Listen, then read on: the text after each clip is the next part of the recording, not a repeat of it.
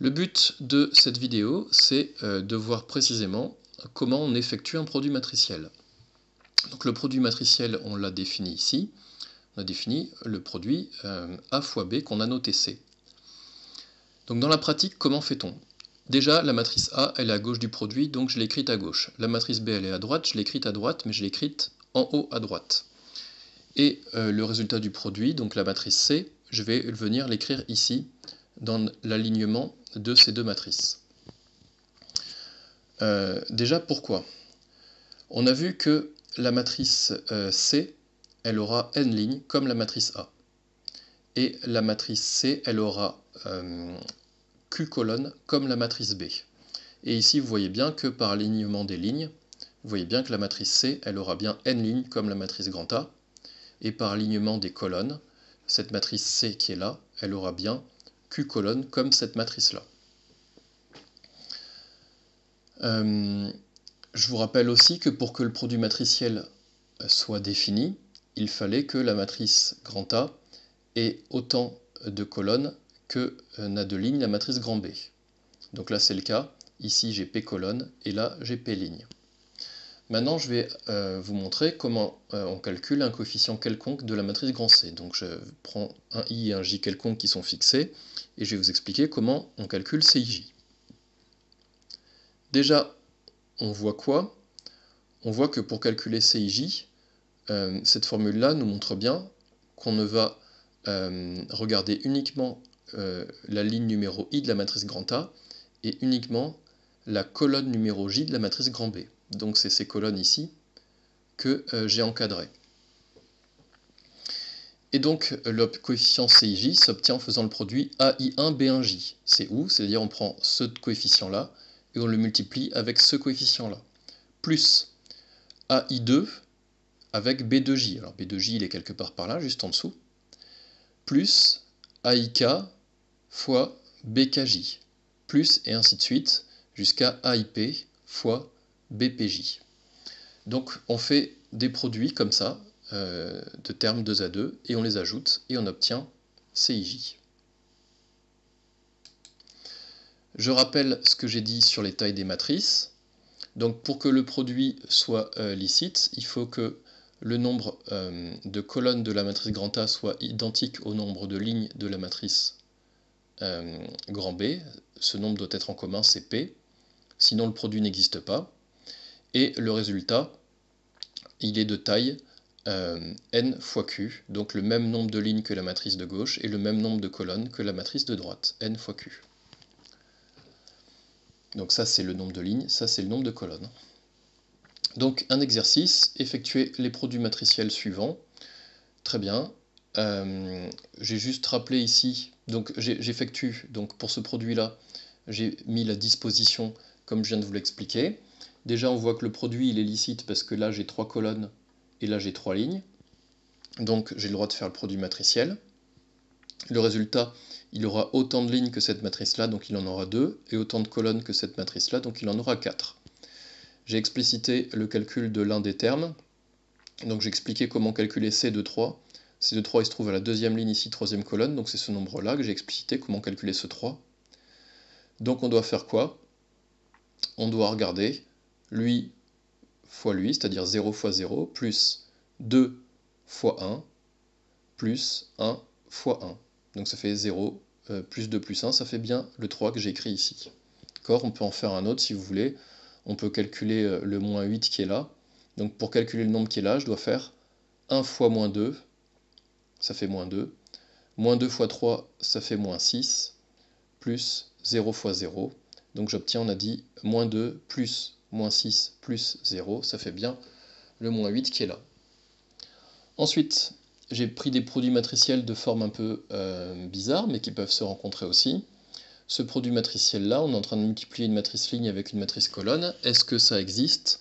Oui, parce que la seule chose à vérifier, c'est que cette matrice est autant de colonnes que celle-là a de lignes. Elles en ont 3 toutes les deux. Donc le produit est licite, et le résultat sera de taille. Là, il y a une ligne, donc une seule ligne. Il y a une colonne, donc une seule colonne. Et donc il n'y a qu'un seul terme à calculer. Il s'obtient en faisant 1 fois 2 plus moins 2 fois 3, plus 5 fois 1. Donc ça fait combien? Ça fait 5 fois 1, 5, plus 2, 7, moins 6, ça fait bien 1. Ensuite, un autre produit matriciel particulier. Ici, j'ai une matrice colonne, là j'ai une matrice ligne. Est-ce que le produit matriciel est licite? Oui, parce que là j'ai le nombre 1, enfin j'ai une colonne et là j'ai une ligne, donc ça existe. Le résultat il sera bien de taille 3 fois 3, puisque là j'ai 3 lignes et là j'ai 3 colonnes. Maintenant, la formule, elle est très simple, puisque ça va juste me dire que pour calculer par exemple le 15 qui est là, je dois faire 3 fois 5. Et j'ai rien d'autre. En fait, dans ma somme, il n'y a qu'un seul terme, puisque la formule, je peux vous la remontrer.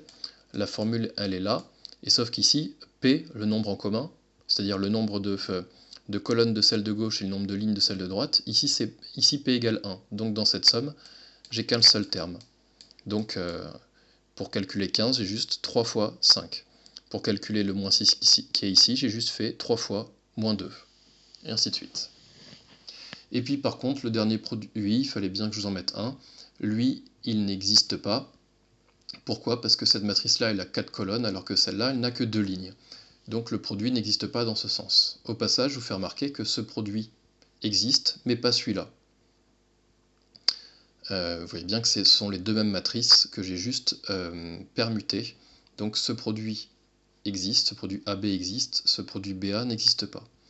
Là par contre, c'est les deux mêmes matrices, le produit AB existe, le produit BA existe aussi, mais vous voyez bien que les matrices ne sont pas du tout égales.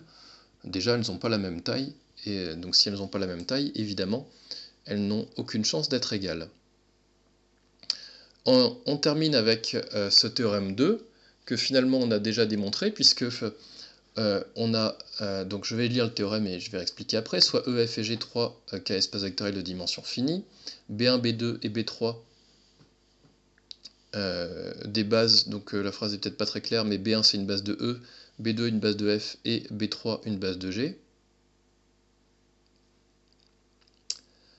De bases respectives, donc si c'était clair. Je prends V une application linéaire de F dans G et U une application linéaire de E dans F. Et on a dit que, donc le théorème dit que la matrice relativement aux bases B1 et B3 de V rond U, c'est la matrice de V et la matrice de U.